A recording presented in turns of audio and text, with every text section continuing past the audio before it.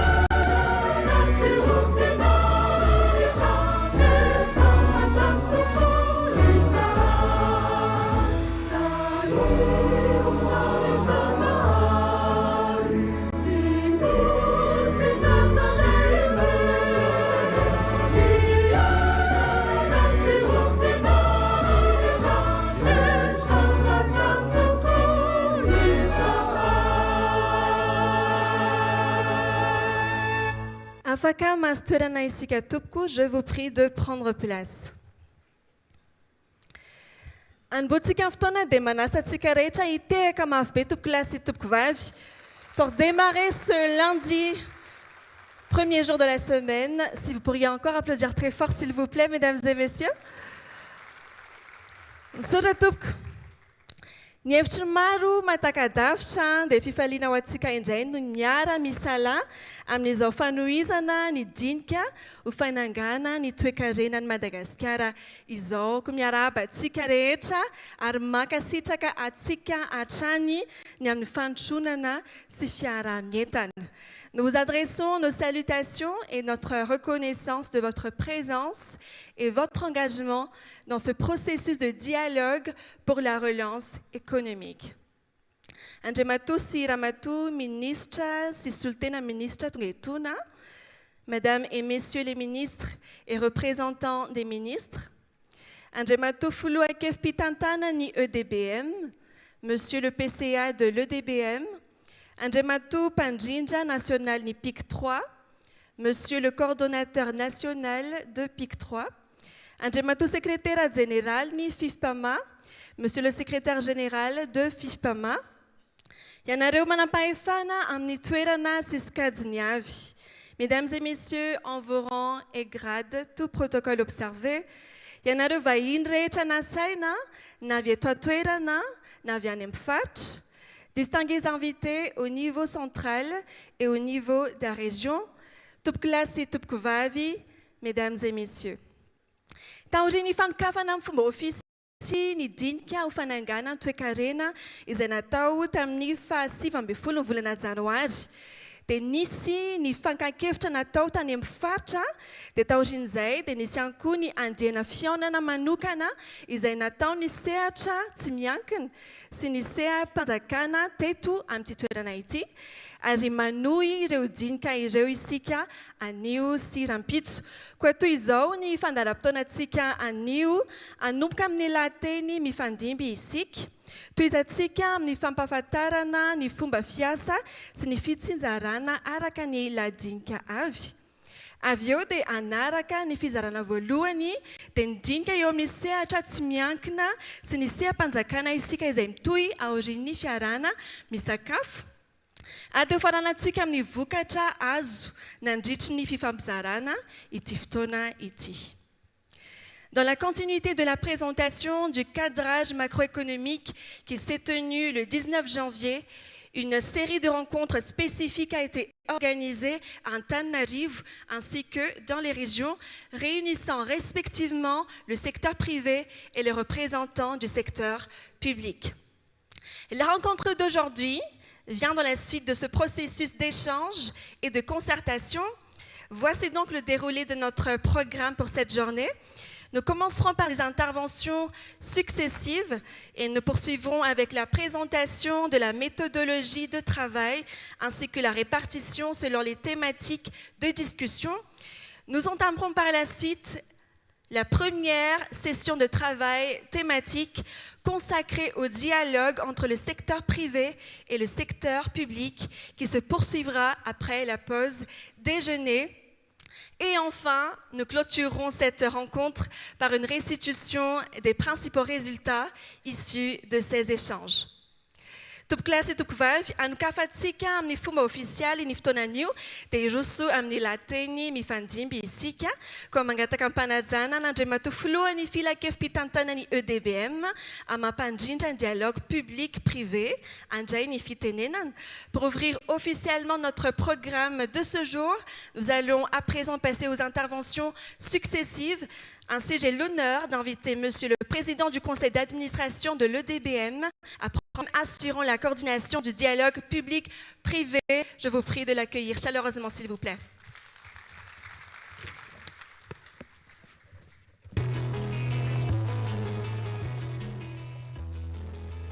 Merci. Merci beaucoup de m'avoir donné la parole. Excellences, Mesdames et Messieurs, en vos rangs, grades et titres respectifs, avec mention particulière à Madame et Messieurs les membres du gouvernement. C'est pour moi un grand honneur de prononcer aujourd'hui ce discours d'ouverture des Assises pour la relance économique de Madagascar, placé sous le signe du dialogue privé et de la co-responsabilité entre l'État et le secteur privé. Ces rencontres s'inscrivent dans un processus entamé il y a plusieurs mois et qui traduit une conviction forte. La relance et la transformation durable de notre économie ne peuvent se construire que dans une concertation structurée, régulière et orientée vers l'action entre l'État et le secteur privé. Depuis le lancement officiel des Assises le 19 janvier dernier, plusieurs étapes importantes ont été franchies. Les consultations organisées dans les provinces, les consultations entre acteurs publics d'une part et entre acteurs privés d'autre part, puis les travaux préparatoires qui ont permis d'identifier les principaux défis, de formuler des propositions et de dégager des pistes de solutions pour notre économie. La journée d'aujourd'hui constitue donc une étape décisive. Elle est consacrée à un travail technique approfondi entre les représentants de l'administration et ceux du secteur privé afin d'examiner, d'affiner, de consolider les mesures prioritaires qui devront constituer le socle du futur plan de relance économique de Madagascar avec des actions clairement hiérarchisées dans le temps. Ce processus de dialogue portera notamment sur des secteurs stratégiques pour notre développement, tels que l'agribusiness, le tourisme, le textile, les technologies de l'information et de la communication,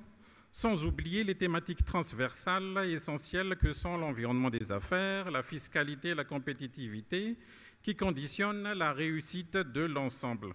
Mais au-delà des thématiques abordées, ce qui est véritablement au cœur de notre démarche d'aujourd'hui, c'est la qualité du dialogue entre le secteur public et le secteur privé.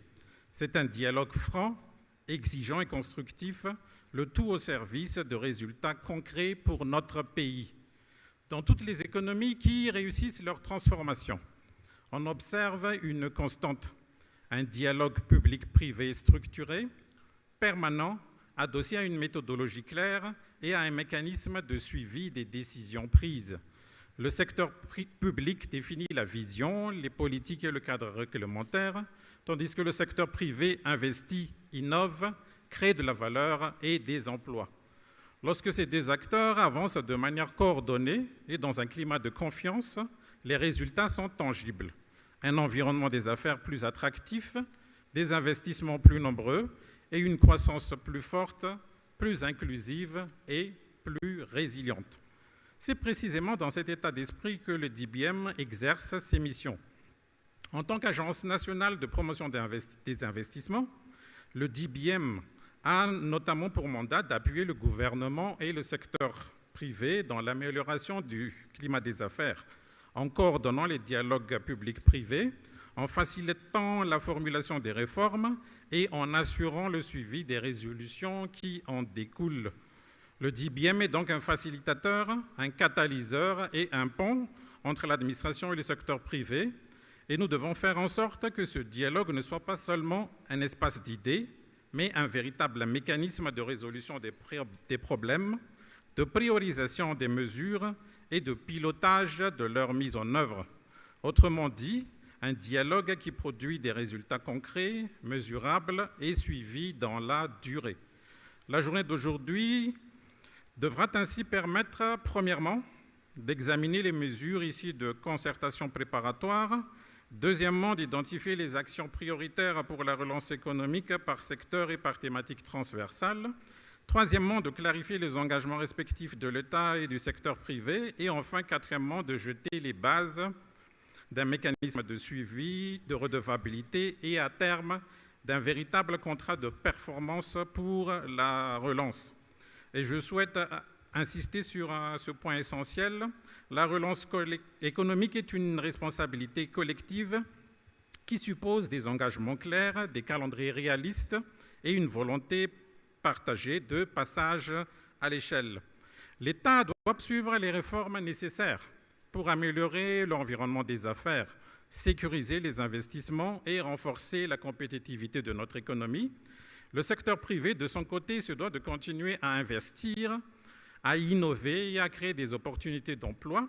notamment pour notre jeunesse, en s'engageant pleinement dans la mise en œuvre des mesures qui seront arrêtées ensemble. Et les institutions comme les DBM doivent veiller à ce que le dialogue entre ces deux piliers de l'économie reste permanent, structuré et orienté vers des solutions avec un suivi régulier des engagements pris. Je forme donc le vœu que les échanges de cette journée soient marqués par l'esprit de co-responsabilité, la recherche du consensus et l'ambition commune de construire une économie plus dynamique, plus compétitive et plus résiliente. Car Madagascar dispose d'atouts considérables, ses ressources naturelles, son capital humain, notamment aussi sa jeunesse, son potentiel dans de nombreux secteurs productifs et de services. Et il nous appartient aujourd'hui de transformer ce potentiel en résultats concrets pour notre pays à travers le travail que nous allons accomplir dans les ateliers et les séances de restitution. Et sur ce, je souhaite à tout le monde d'excellents travaux et je vous remercie de votre aimable attention.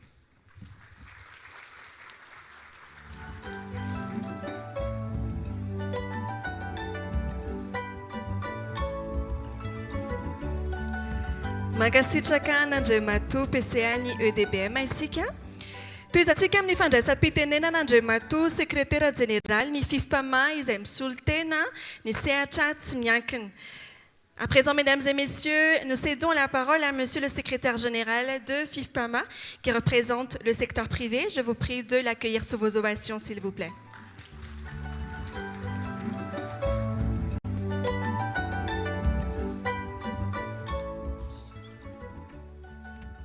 Andriamatoa, ministre ny toe-karena sy ny fitantanam-bola. Andriamatoa, ministre ny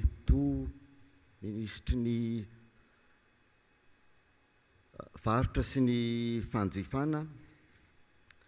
ianareo sekretera jeneraly sy tale jeneraly manotrona azy ireo Andriamatoa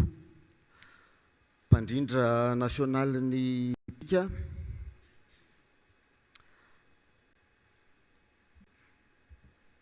isika mpandrarà malagasy na misehatra eto toerana na misehatra any ivelany isika mpandrarà izay misehatra eto Madagasikara tsy hanavahana fiaviana tsy hanavahana koa na mpandrarà vehivavy na mpandrarà lehilahy voalohanteny angamba dia miala tsiny ary mangatatsodrano no zandrinareo mitondra fitenenana nasesiky ny adidy ary mitondra koa fialatsiny mafonjany ireo filohan'ny vondron'ny orinasa izay mampita ny fitenenana satria manefa adidy ivelan'ny renivohitra amin'izao fotoana eonantsika izao miala fondro tompoko ireo miala fondro izay mitondra ny teninareo ankaravona tompoko no anatrehanay izao fotoana izao ifanakalozatsika ho an'ny fanorenana ny toe-karena eto Madagasikara tsy filamatra ny anay fa sotoavana iombonana ny hoe fiarikarena mioropaka amin'ny fitiavan-tanindrazana tsy efa nirery nefa mifampandrosoana fa mila fiarah-mientana izay samy sehatra tsy miankina na mpandrarà madinika na mpandrarà salatsalana na orinasa lehibe dia samy resy lahatra fa mila tosika amin'ny fananganana orinasa sy ny famoronan-kasa fa mpandrosoana zany fa raha tiana haharitra dia tsy maintsy atao anatin'ny sehatra ara-dalàna maneho favinoana izahay ifanohana amin'ny fanjakana amin'ny fanatanterahana azy izany tsy orinasa ny tsampy eto Madagasikara tsy ny asa ny tsampy eto amin'ny firenena fa eto izay dia mampatsiahy kosa ireo rahalahy mpiara-misehatra saingy ao anatin'ny sehatra tsy ara-dalàna mba hiara-isalahy aminay amin'izany fampandrosoana izany fampatsiahivana no ataonay fa raha te hanentantsika raha tena te handresy lahatra isika dia mila finiava amin'ny fanjakana kosa ampiseho fa malalaka mangarahara ary tsy arahana ihah ny fananganana orinasa eto Madagasikara iombona-kevitra ny fampiroboroboana ny orinasa madinika dia raha antsika misalaha ny fanohanana azy ireo ho tonga orinasa salatsalany ho tohanantsika koa ny orinasa salatsalany ho tonga orinasa vaventy ary izay efa tonga vaventy tsy avelantsika eaitsony fa na dia izany ara ny tsotody amin'ny ampimamba isika dia adana sony finaritra tokoa Madagasikara rehefa mitovy ny vinantsika dia anio tsika tsy hanao tora-po fa ezaka hitondra fijery sy vahaolana ho amin'ny fampandrosoana na inona sehatra iasana dia irahina isika ka rehefa feno ireo vina sy firaisan-kina ireo ho an'ny mpandrarà manokana moa zany dia tsy misy ahina ntsony ny fahombiazana dingana voalohany no efa vita matoa ny akolafim-panjakana ny antso anay teo dia misy ny fitokisana ary matoa izay namaly ny antso dia efa fifampatokisana zany no misy atsika amin'izao fotoana izao satria isika tsy naman'izay mihemitra dia iroso ampasahiana fa fasahiana voahevitra hoela velo Madagasikara ary sehatra tsy miankina tsy ho faty aingana mankasitraka tompoko lahy mankatelina tompoko vavy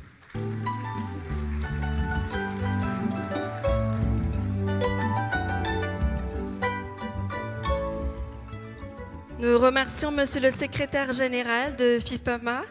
pour ses propos d'engagement du secteur privé dans la relance économique de Madagascar. Ankehitriny kosa dia mangataka ampanajana n'Andriamatoa mpandrindra nasionaly ny PIC 3 andray ny fitenenana À présent, nous invitons Monsieur le coordonnateur national de PIC 3, partenaire de ces assises, à délivrer son message. Sous vos applaudissements, s'il vous plaît.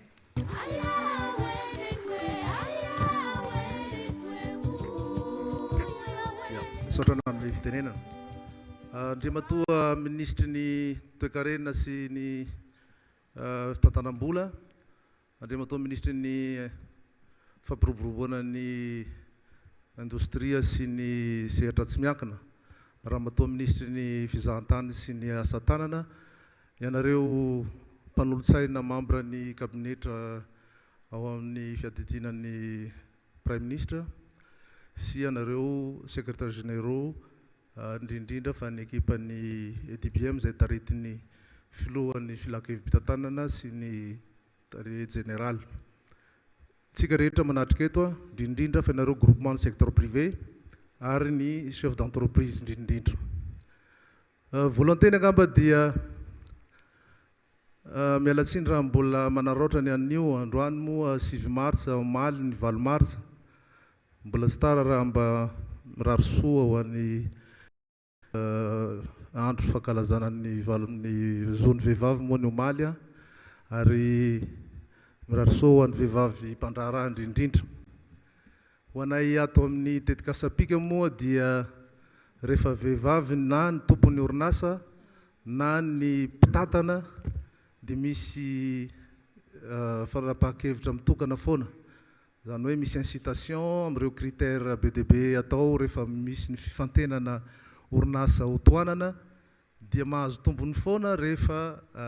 na tompony orinasa ny vehivavy na mpitantana ny vehivavy.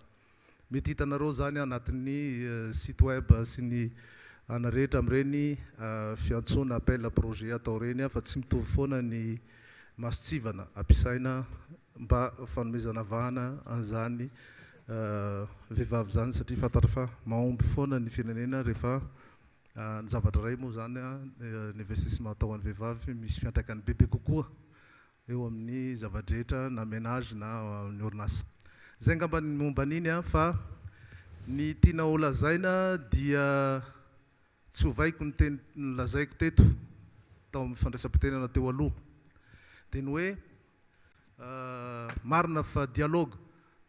public privé no natao, nisy ihany koa ny dialogue public moa dia privé fa heverinay fa lehibe ny samy sehatra tsy miankina tsara ihany koa raha manamafy ny fiaraha-miasa. Satria matetika atsika amin'ny firenena ohatra atsika moa zany dia matetika mandeha tsirairay no maro anisa eo amin'ny fandraharahana raha ampitahaina amin'ny orinasa mivondrona mitambatra. Satria maro dia maro ny ataontsika hoe paramètre ilaina mba hampisy an'izany hoe croissance durable na entreprise anankiray ka tsy ho feno amina entité iray na mpandraharaha iray ny fepetra rehetra ilaina. Noho zany ilaina dia ilaina tokotrany ny fahaiza miara-miasa hiatrehana tsena anankiray ny samy ao anatin'ny sehatra tsy miankina. Na izany anefa deraina ny sehatra tsy miankina eto Madagasikara satria raha mahalala ny fahasarotan'ny zavatra be dia be eto amintsika nefa tsy kivy ny orinasa tsy miankina fa dia nanao ny ataontsika hoe création de richesse ihany nandohetra ihany teraka asa ihany na dia marina fa mbola be dia be ny azo atao. Tsy azontsika tsy jerena ihany koa ny fiantraikan'ny ny etraketraky ny natiora amin'ny firenena ohatratsika zay anisan'ny zavatra anankiray tsy maintsy jerentsika satria isan-taona dia manimba ny fiarikarena zany amin'ny faritra maromaro indrindra fa ny faritra Atsinanana zay rahantsika mahita amin'izao fotoan'izao. Verina fa paramètre anankiray tsy afaka tsy ho jerena zay paramètre zay. Ny tetikasapika moa dia manohana nyty sehatra atao ety na tany amin'ny faritra amin'ny fiaraha-miasanay amin'ny alalan'ny EDBM sy na mivantana satria nomeny filohan'ny filankevim-pitantanana ny tetikasapika alalana ny tetikasa mba hanao zany fanohanana zany. Saivina moa fa ny ministry ny fitantanam-bola sy ny toe-karena no mitantana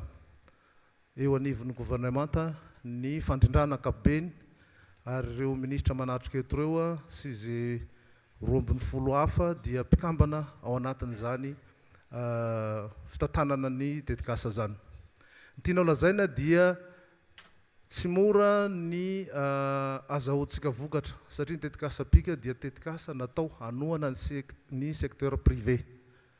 Zany hoe tena projet d'appui au secteur privé ny projet pika fa kosa tsy afaka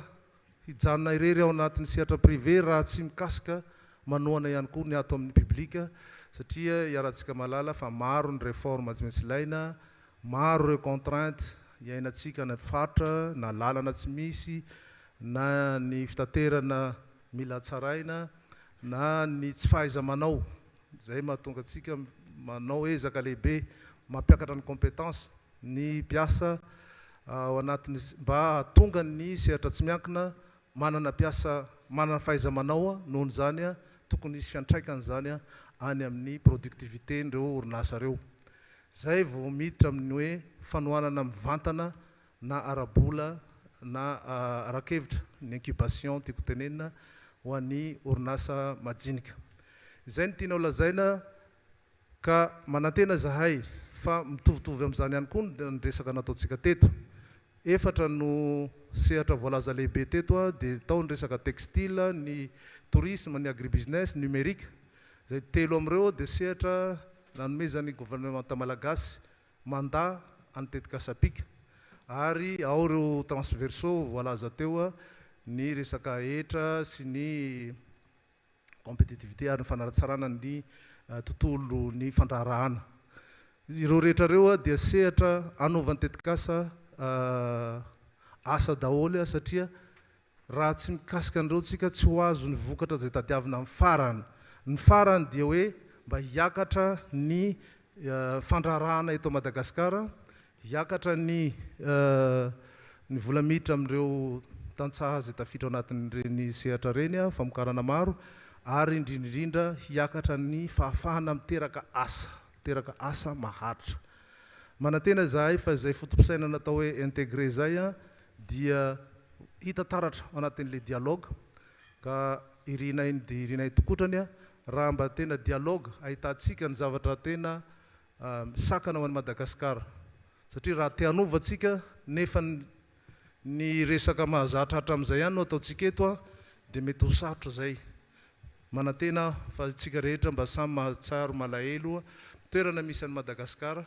koa dia mirary atsika rehetra zany a mba hamoaka an'izay hoe tena hoe inona n'le zavatra vaovao tena heverina fa tokony hovahana ampiroboroboana ny sehatra tsy miankina zay iankinan'ny toe-karena. Zay ny tompo-plasy tompo-vavy ny tiana lazaina fa dia makasitraka makatelina.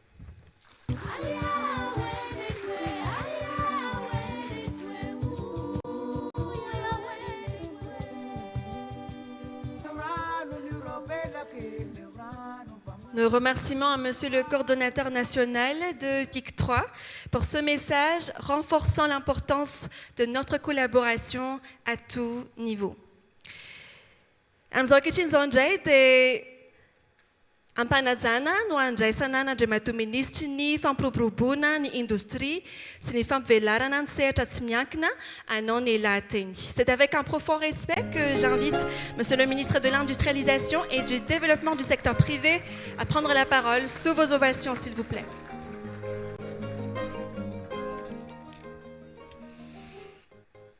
Monsieur le ministre de l'Économie et des Finances, Madame la ministre du Tourisme et de l'Artisanat, Mesdames et Messieurs les secrétaires généraux, Mesdames et Messieurs les conseillers auprès de la primature, Monsieur le Président du Conseil d'administration de l'ETBM, Monsieur le coordonnateur national de PIC 3, Monsieur le secrétaire général du VIVPAMA, Mesdames et Messieurs les présidents de groupements ici présents, chers représentants du secteur privé et du secteur public, Mesdames et Messieurs, en vos rangs, grades et qualités respectifs. Tout d'abord, permettez-moi d'exprimer ma sincère reconnaissance et un vibrant hommage à tous ceux et à toutes celles qui ont contribué au bon déroulement du processus des assises pour la relance de l'économie à Madagascar et ils se reconnaîtront. Cette initiative traduit une conviction forte. La relance économique durable de notre pays doit être construite ensemble dans un esprit de dialogue, d'écoute et de responsabilité partagée entre l'État et le secteur privé. Depuis le lancement de ce processus, le ministère de l'Industrialisation et du Développement du secteur privé, en tandem et en étroite collaboration avec le ministère de l'Économie et des Finances, assure la présidence du comité du pilotage, coordonne les travaux des différentes parties et veille à la bonne animation du dialogue entre le secteur public et le secteur privé. Dans ce cadre, l'objectif a été de mettre en place un cadre de travail structuré, ouvert et efficace, permettant aux acteurs économiques d'exprimer leur réalité, leur vécu, leurs contraintes, mais aussi et surtout leurs propositions pour améliorer l'environnement des affaires et soutenir la croissance. L'approche que nous avons adoptée s'est voulue inclusive et participative, et à travers ces consultations régionales, nous avons aussi souhaité donner la parole à tous les acteurs économiques sur l'ensemble du territoire, entrepreneurs, organisations professionnelles, opérateurs locaux, jeunes entreprises, mais aussi institutions publiques et partenaires techniques et financiers. Ces échanges ont permis de faire remonter les priorités réelles du terrain et surtout d'identifier les pistes d'action concrètes pour améliorer l'environnement des affaires afin de soutenir la croissance. Cependant, nous sommes tous convaincus et conscients que les défis du secteur privé dépassent les seuls secteurs d'activité que nous avons énumérés, les 4 et 5 énumérés tout à l'heure.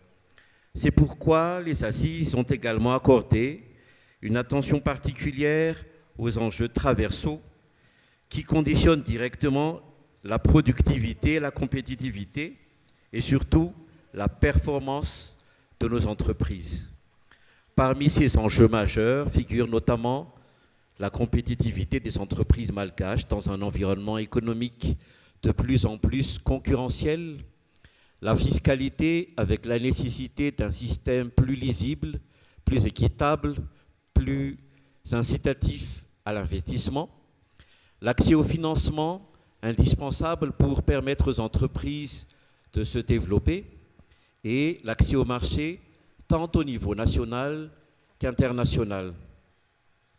À ces défis s'ajoutent également des réalités très concrètes que vivent quotidiennement nos entreprises, telles que l'insécurité, les contraintes liées à l'énergie et à l'infrastructure, et plus largement, les difficultés opérationnelles qui affectent la production et la compétitivité. Ces préoccupations ont été largement exprimées lors de nos dialogues, nos échanges, et ont été intégrées dans les travaux d'analyse et de synthèse menés dans le cadre de ce processus. Nous devons également rappeler un principe fondamental. Le développement du secteur privé dépend étroitement de la qualité du climat des affaires. Sans un environnement favorable, nous le savons tous, les entreprises auront des difficultés à investir, à se développer et surtout créer de la richesse et créer de l'emploi. C'est pourquoi l'amélioration du climat des affaires constitue un pilier central du plan de relance économique que nous portons main dans la main avec le ministère de l'Économie et des Finances et de tous les ministères partenaires. Notre ambition est claire, créer un cadre économique plus lisible, plus prévisible et plus stable afin d'offrir un environnement plus transparent et plus attractif pour les entrepreneurs et les investisseurs. Un tel environnement encouragera le réinvestissement des entreprises déjà présentes à Madagascar et contribuera également à attirer de nouveaux investissements nationaux et internationaux indispensables pour accélérer la transformation économique de notre pays. Je tiens donc à souligner que les résolutions et recommandations qui émergeront à partir d'aujourd'hui ne seront pas des propositions théoriques. Elles sont le fruit d'un travail rigoureux, structuré et participatif, construit à partir des contributions de l'ensemble de toutes les parties prenantes. Notre responsabilité collective est maintenant de transformer ces résolutions en actions concrètes. Tout sera dans l'exécution. Les assises ne doivent pas être un simple exercice de consultation, mais bien le point de départ d'un plan d'action partagé entre l'État et le secteur privé, visant à renforcer durablement la productivité et la compétitivité du secteur privé à Madagascar. Le MIDSP, en coordination étroite avec le MEF, restera pleinement engagé pour accompagner la mise en œuvre des solutions identifiées. Car au-delà des diagnostics et les discussions, la finalité est claire, faire du secteur privé le moteur de la relance économique, de la création d'emplois et de la transformation productive de Madagascar. Les assises donc que nous entamons aujourd'hui, la phase finale, devront marquer le passage du dialogue à l'action afin de construire ensemble une économie plus compétitive, plus résiliente et plus créatrice d'opportunités pour notre pays. Car au final, ce sont les entreprises qui investissent, produisent et évidemment créent des emplois. Notre responsabilité collective est donc de leur offrir les conditions nécessaires pour réussir et contribuer pleinement au développement de Madagascar. Et profondément, nous souhaitons un secteur privé riche sur tous les plans. Je vous remercie.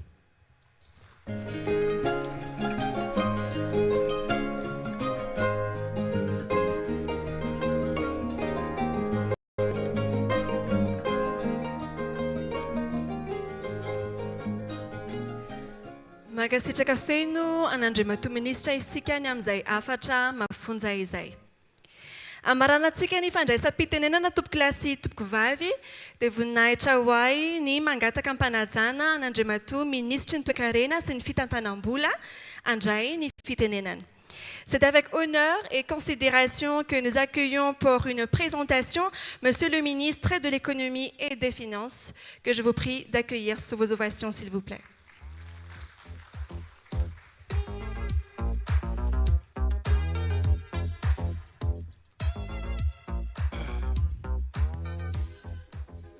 Andriamatoa,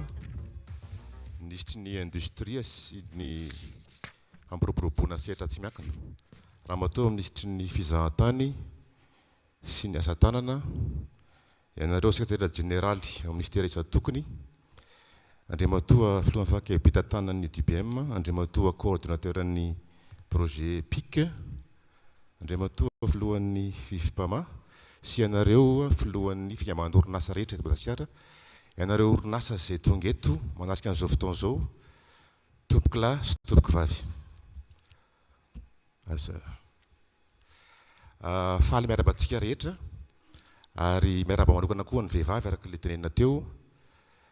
ary misaotra antsika rehetra zany izay nanotosatra amin'izay an'ity assise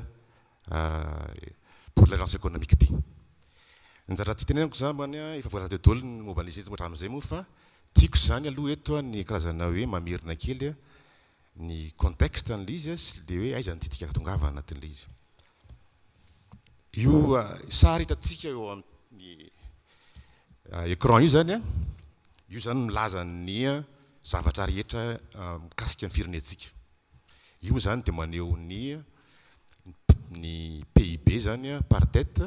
ny fivoarany hatramintsika nahazo fahaleovan-tena zany ka hatramintsika amin'ny teny zao. rajevana zany le izy a dia tsy mitsahatra amin'ny totongana le izy a ary tika amin'izao fotoana izao a dia eo amin'ny atsasaky ny farim-piainana malagasy tamin'ny taona 1961 zany tsika amin'izao fotoana izao tsy mitsahatra amin'ny totonganatsika izany zavatra misy zany zay dia tsy magaga zany tsika satria zany io zany natsoina hoe condition préalable io amin'ny fampandrosoana ny famokarana aiza ry izy rehefa tsisy zany ny famokarana mazava ho azy zany tsika tsy androso mihitsy satria iny zany fototra voalohany aloha condition voalohany zay dia fa mijery zany tsika zany araka ndatara zany dia menamemena le izy menamena zany le izy nahitran'izay fahaleovan-tena zay indrindra fa tamin'ny taona raiky amin'ny fitopolo nakaty mety misy ataona vitsivitsy le izy miakatra fa amin'ny ankapobeny zany le izy dia mena zay zany le izy ary tsika zany anisan'ny firenena farany mahantra jaly daoly zany ny malagasy tsy ny mponina malagasy mijaly fa mijaly daoly tsika rehetra hatramin'ny mpandrara zany mijaly anatin'le izy io zany tena mitsara tena hoe maneho zany ny zavatra rehetra tsika zany zao ohatra amin'ny hôpitaly manao an'lizy dia zany le analyse voalohany atao dia fantatra fa hoe tena efa misy zavatra tena marary zany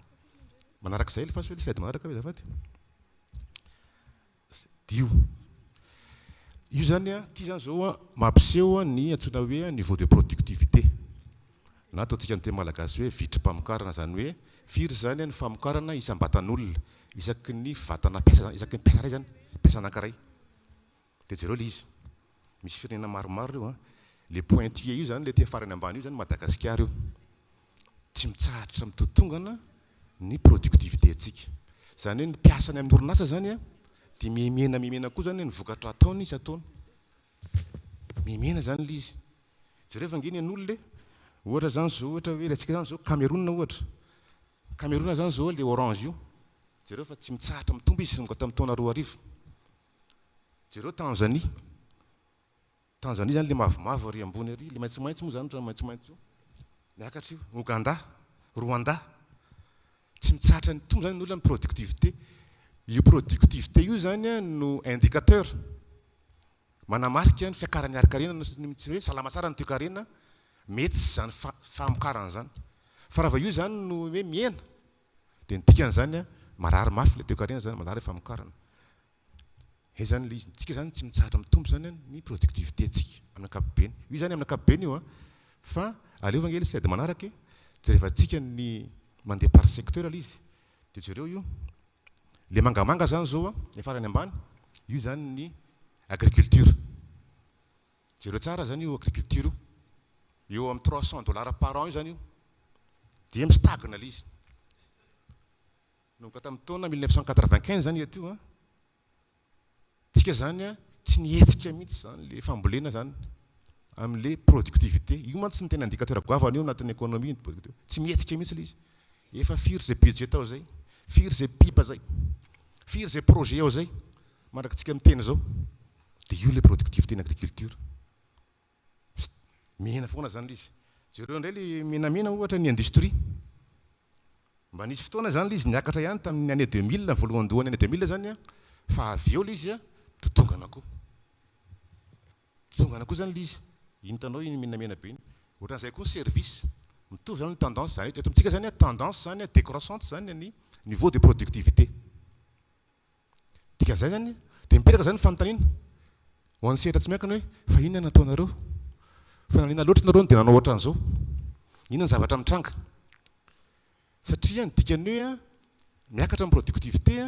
ny dikany zany a manao zany tsika investissement amin'ny resaka innovation amin'ny resaka ataontsika hoe invention raha ohatra ka mety zavatra zay satria rehefa productivité io tsy miakatra dia tsy compétitif mandrakizay ianao fa hitady foana zany ianao exonération fiscale tady foana ianao protection ary eto indrindra anao tonga ny FMI tehitra amintsika satria eto amintsika anie ka misy zany exonération fiscale zany misy anie zany protectionnisme zany misy anie zany subvention zany mena sehatra tsy miankiny misy anie karazana projet mena sehatra tsy miankiny nefa zany sehatra tsy miankina zany a amin'ny ankapobeny zany dia mbola midiny ihany le productivité zany le ty hoe amin'ny ankapobeny ty tsy manolona entreprise ary manolona inona akory fa données économique io zavatra io macroéconomique io zavatra io donc tehitra ny FMI dia tonga izy zany tamintsika nanao signature an'le FEC dia niteny izy hoe mena volona nareo fa zao ahianao izy les dépenses fiscales natao hoe dépense fiscale zany dia reny karazana exonération fiscal ireny zay omentsika ny sehatra tsy miankina ohatra satria misy an'izy ireny efa teo ampolo taona maro misy roapolo taona ny sasany telopolo taona dia niaika moa zany tsika satria nahoana marina ny azy rariny ny azy satria nahoana tsika zany efa mena soutien nefa tsisy résultat inona zany lana le fanampiana reo zanao ka tsisy résultat tsisy lana le fanampiana no zany tozy izy hoe foano izy io dia tsika tamin'izay mena objectif hoe 283 milliards d'ariary isa-taona dépense fiscale ena dia tsika le nisafidy hoe inona natao le vary ve natao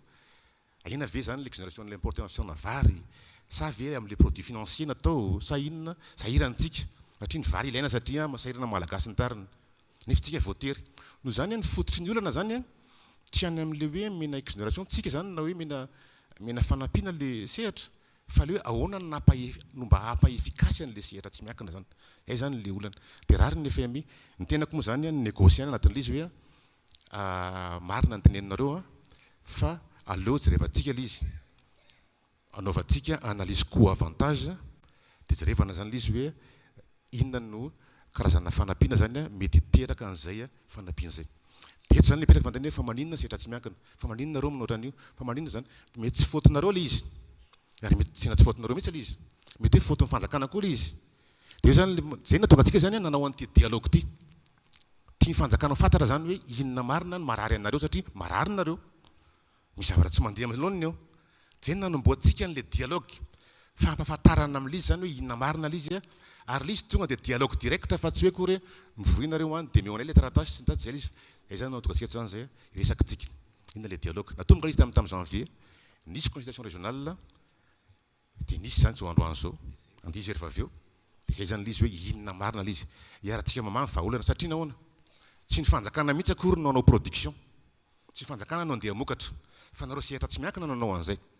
ny fanjakana ny asany dia manamora ny sehatra ilalaovan'ny sehatra tsy miankina mba hahafahanareo mamokatra mba hahafahanareo zany mamadika ny rasa le tenentsika teo iny hoe ny productivité nareo zany mba hiakatra zay akory tsy midika hoe ny orinasa rehetra dia ambany ny productivité ny misy ny orinasa aloha manao ezaka tokoa miakatra amin'ny productivité fa le teo iny données macroéconomique zany global iny zany tiako tenenina no zany tsy azo tsintsiniavina le izy fa zava-misy zany zavatra zay ary tsy maintsy zany diniatsika manokatra donc ny état zany no manatsara ny zavatra zay moa ve ny fanjakana nisy échec responsabilité tsy nanao an'izay andraikin'izay moa ve ny sehatra tsy miankina nisy koa responsabilité za zany mety ohatra hoe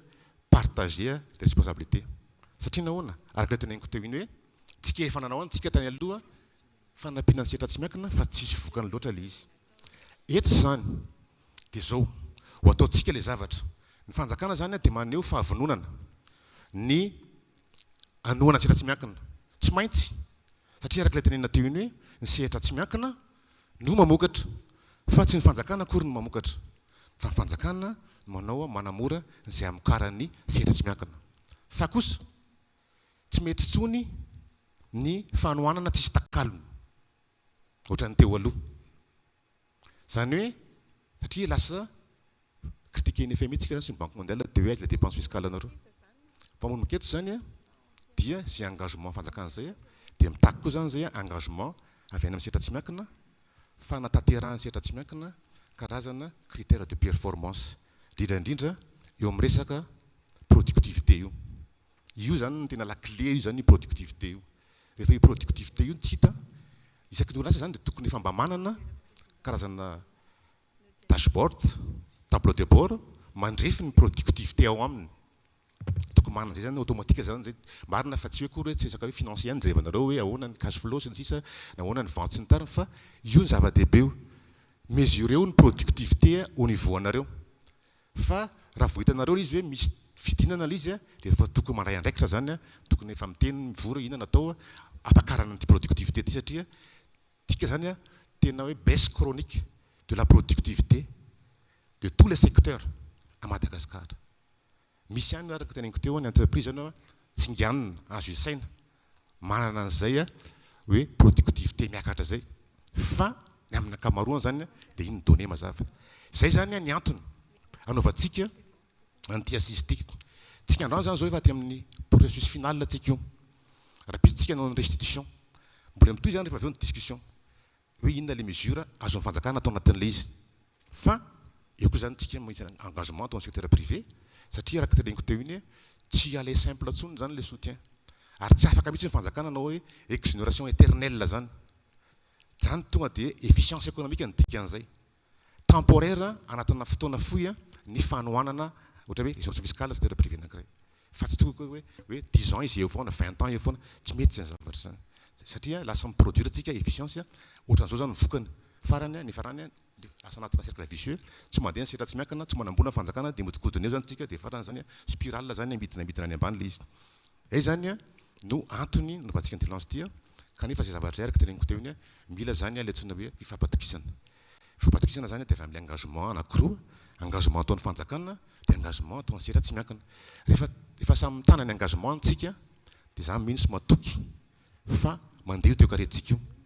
mandeha teo karentsika io satria nahoana araka teneniko teo hoe ahoana ny Ouganda ny Cameroun ny Rwanda Tanzanie maninona zareo zany afaka nampiakara productivité fa maninona tsika tsy afaka manao tsy zavatra impossible io akory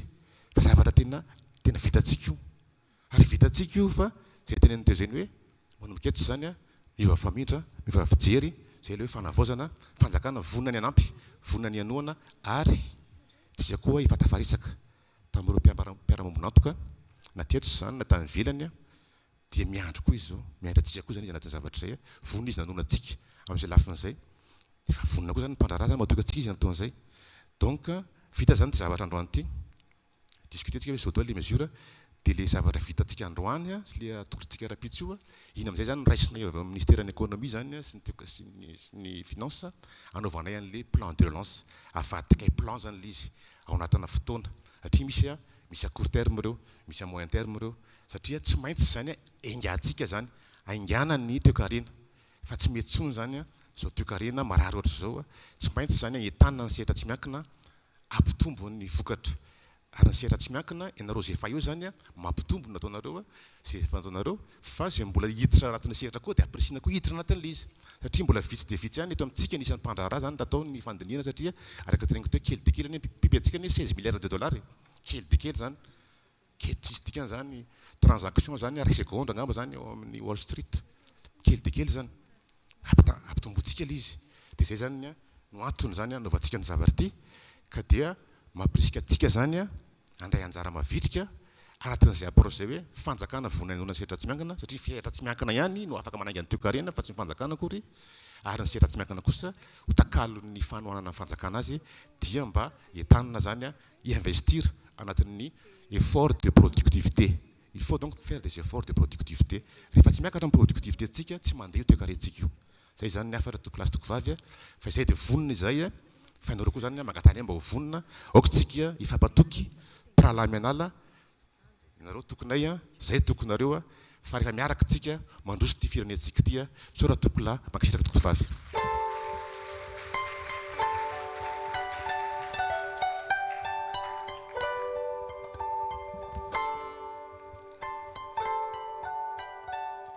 Nous adressons nos sincères remerciements à Monsieur le ministre de l'Économie et des Finances pour cette présentation poignante. Vitatsika ny manarina n'izany tompoko lahy sy tompoko vavy. Amin'izao ankehitriny izao dia anaraka horonan-tsary izay mamitina ireo dinika natao teo aloha isika. À présent, nous allons visualiser une vidéo résumant les concertations précédentes.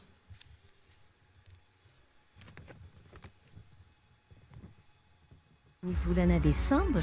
2024 nanomboka ny fanomanana ny dingana ho an'ny dinika ho faningana ny toekarena. Nanokatra lalana ho an'ny vanim-potoana ara-toekarena vaovao ny dinika, famerenana ny fitokisana sy fanentanana ny fampiasam-bola eto an-toerana. Ny 20 Janoary 2024 nanambara izany finiavana izany fanjakana. Tsy fombafomba fotsiny iny fa fametrahana paikady matotra ho an'ny fandrosoana ara-toekarena maharitra. Ny 20 Janoary niroso tamin'ireo faritra ny dinika, nitanjona anala ireo sakana ny famolanana ary hamadika ny mampiavaka ny isaparitra ho lasa eri-panentana ny fandrosoana. Etra, angovo, foto-drafitrasa hatretsika ireo tena fanampy. Tamin'ny volana Febroary, ny iray feo ny mpitondra ary nihetsika ny sehatra tsy miankina mba hampiroboroboana ny fampiasam-bola. Ny ray feo isika ho amin'ny tanjona tokana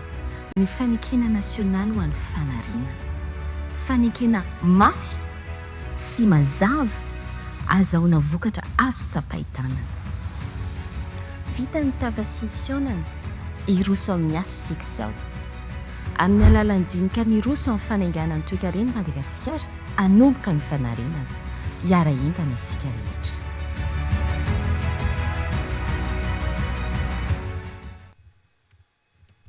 Mankasitraka tompoko. Iroso amin'ny fampahafantarana mahakasika ny fomba fiasantsika mandritry ny dinika anio amin'izay isika amin'izao fotoan'izao, ko mangataka ampanajana an'Andriamatoa Eric Robson, consultant, andray ny fitenenana tompoko. À présent, mesdames et messieurs, place à la présentation de la méthodologie de cette concertation. Aussi, je demanderai à monsieur Eric Robson de bien vouloir diriger cette partie.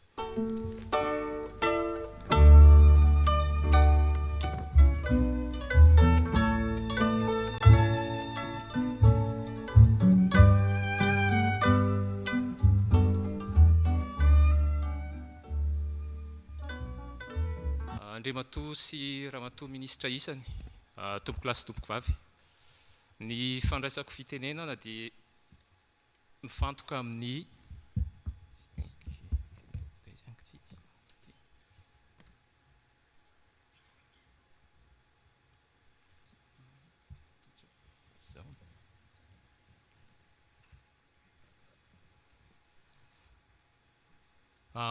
mifantoka amin'ny dingana izay natao sy ny asa natao alohan'ny nahatongavantsika amin'ity dingana farany eto anio ity.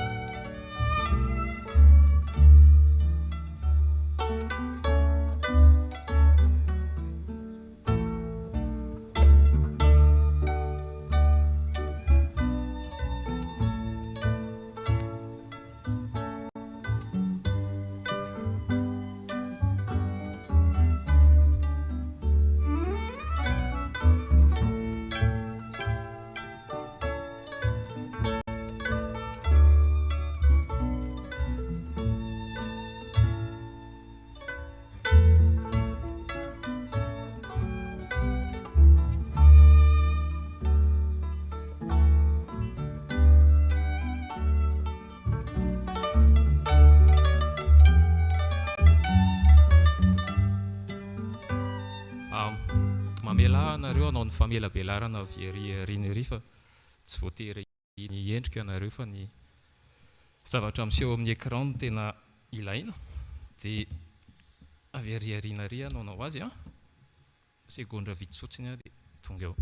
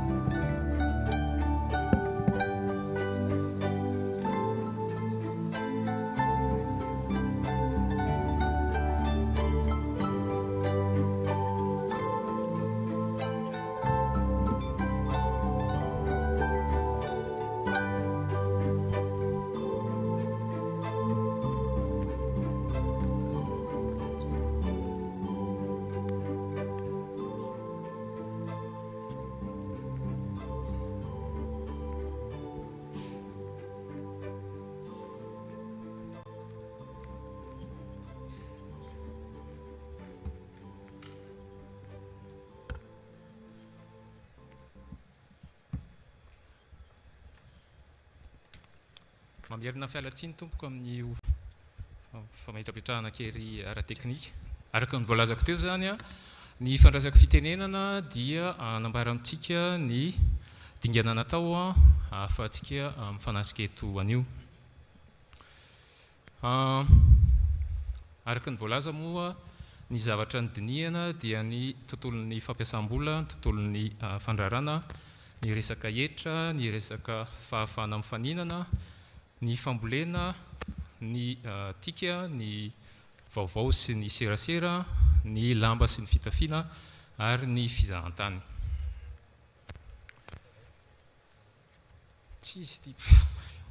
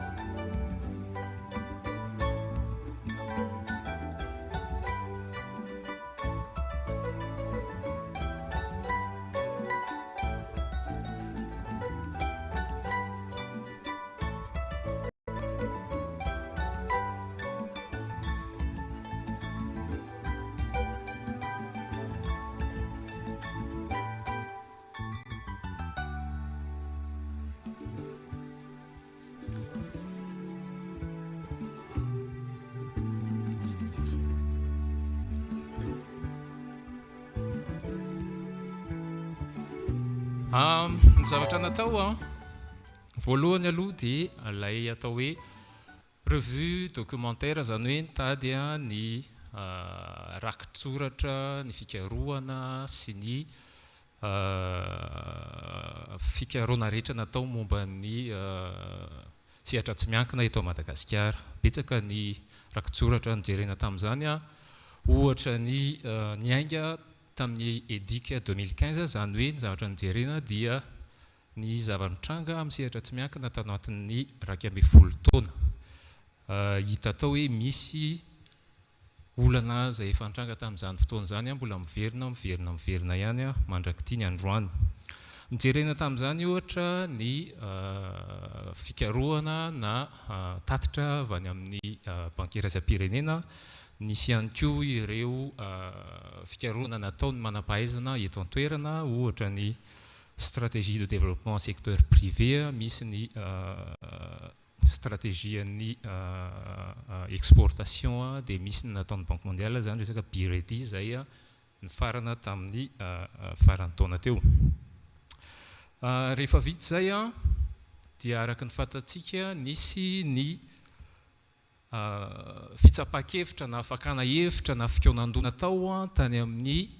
manerana ny nosy hatrany Atsiranana, nandalo tany Mahajanga, Toamasina, Fianaratsoa hatrany Toliara. Nisy ihany koa zareo tao amin'ny sehatra ny fambolena sy ny sehatra ny fizahantany izay efa nanao ny fikaonan-doha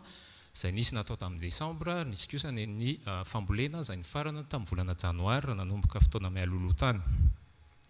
Nisy ihany koa ilay fikaonan-doha izay natao tamin'ny volana Janoary, tamin'ny 7 volana Janoary,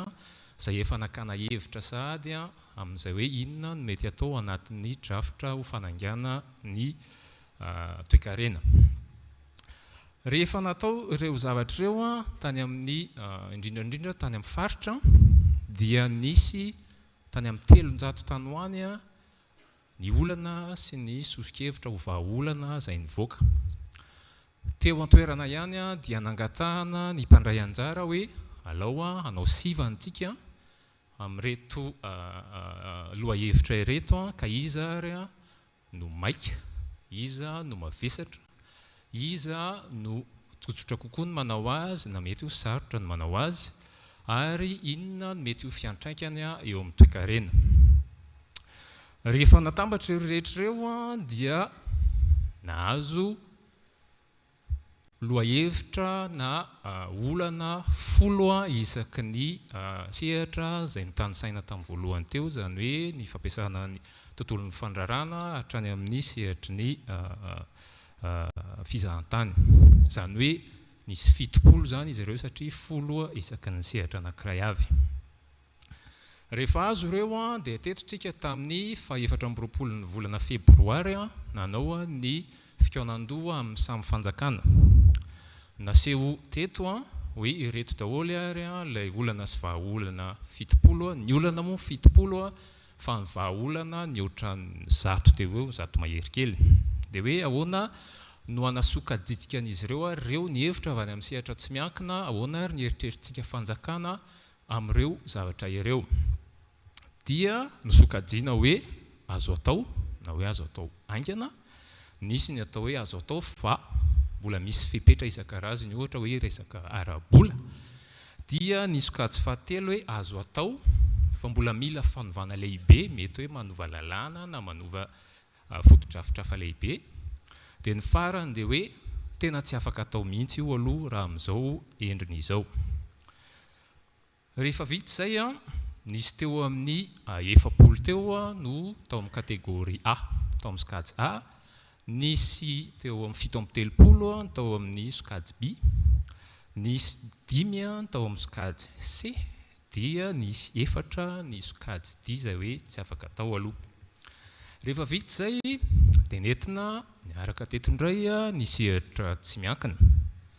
hoe naseho ny fitondram-panjakana ilay olana sy vahaolana 70 sy vahaolana mihoatra ny 70 dia izao ny eritreritry zareo tamin'izy ireo, misy ny azo atao, misy ny tsy azo atao, misy ny azo atao fa mila fanovana. Dia hoe inona ary ny eritreritry ny sehatra tsy miankina raha izay no natolotry ny fanjakana. Dia hoe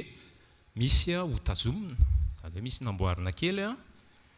dia misy ny notondrana fanamboarana lehibe, dia misy ny hoe raha izay zany dia aleo aloha ho ajanona ity, tsy betsaka ny najanona tamin'io fa raha tsy diso ray na roa ihany no tena najanona. Rehefa vita indray izay dia mbola nisy fihaonana manokana natao tamin'ny fitondram-panjakana, dia misy mbola fihaonana manokana indray natao tamin'ny sehatra tsy miankina. Inona ny anton'izany dia hoe mbola nila fanazavana fanampiny na nila vaovao hafa izay mbola tsy fantatra izay tokony ho ampiasaina amin'ity hetsika ataontsika ity. Nisy ihany koa hoe mila antsipriana izay momba an'ity, ohatra hoe ny ao tamin'ny ministry ny asa vaventy, ministera ny asa vaventy izao izay dia hoe efa ireto ane ny planina anaovana ny lalana eto Madagasikara toy izany izay afaka zaraina amintsika rehefa avy eo. Rehefa vita izay tamin'ny herinandro dia nazo zany tsika zao ilay hoe reto daholo ilay lohahevitra, sosokevitra dia niampy ny fanazavana isan-karazany avy amin'ny sehatra tsy miankina sy ny fanjakana. Dia nanao ny fampidirana ny fieritreritany amin'izay ny manam-pahaizana teo moa zany ny hoe araka ny traikefa izay nananany nisy koa ny fijerena hoe inona ny atao any amin'ny firenena hafa izay mety mitovitovy amintsika, ka inona mety ho vahaolana mety azo ampiasaina eto amintsika amin'izany. Rehefa vita ireo dia nalefa tany amin'ny ministeran'ny toe-karena sy ny vola, nanaovana ilay araka ny tenen'ny ministra teo ny hoe kajikajy amin'ny sandany sy ny tombony, hoe raha izao no ataontsika ohatrinona ny sandany ary ohatrinona ny mety ho tombony na ho an'ny firenena na ho an'ny fitondram-panjakana na ho an'ny sehatra tsy miankina. Rehefa vita izay dia tonga amina lohahevitra na sosokevitra 5 isika izay eritreretina hoe tena maika. 5 isaky ny sehatra izy ireo, zany hoe 5/30 ny fitambarany izay hodiniantsika anio. Zany hoe tonga amin'ilay sehatry ny tsy miankina sy ny fanjakana amin'izay mifanatrika zany tsika, andinika ireo lohahevitra 5/30 ireo. Inona no ataontsika? Voalohany hoe ity ilay izy dia hoekentsika raha ny fisehoany ihany mety tokony misy QR code ihany ahafahanareo maka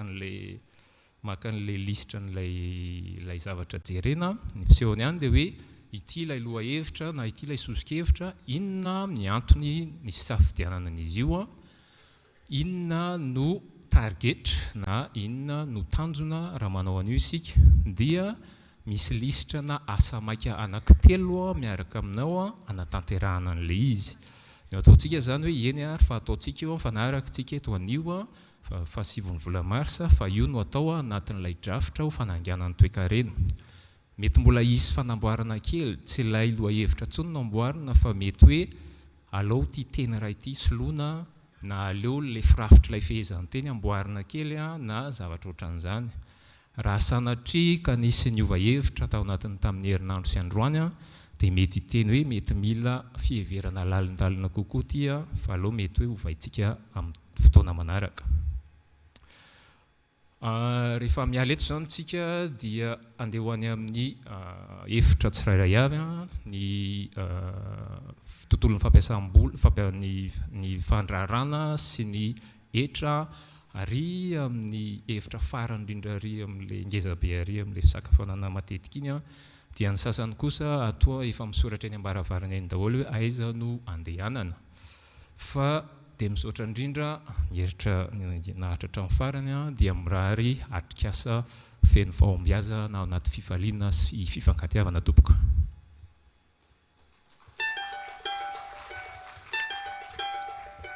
Mankasitraka n'Andriamatoa Eric Robson ny amin'izay fampahafantarana izay, dia araka ny efa voalazay teo dia toy izao ny fizotry ny fandaharam-potoanantsika manaraka. Mangataka ampanajana anareo manam-pahefana mba hizotra maketsy amin'ny olona zava-tompoko anatotosa ny fakana sary ofisialy. Dia ohatran'izay isika rehetra asaina hiaraka hiala etaeta ara-baky teny, mialohany hizorantsika maketsy amin'ny efitra izay natokana ho an'ny thématique izay ndresana teo. À présent, mesdames et messieurs, nous vous invitons à vous diriger vers le hall, s'il vous plaît, et nous invitons plus particulièrement les officiels à prendre la photo officielle dans le hall. Et après, on va dire la pause café, où nous vous invitons à vous servir à boire, nous vous prions de bien vouloir vous diriger vers les salles respectives, comme mentionné précédemment. Merci.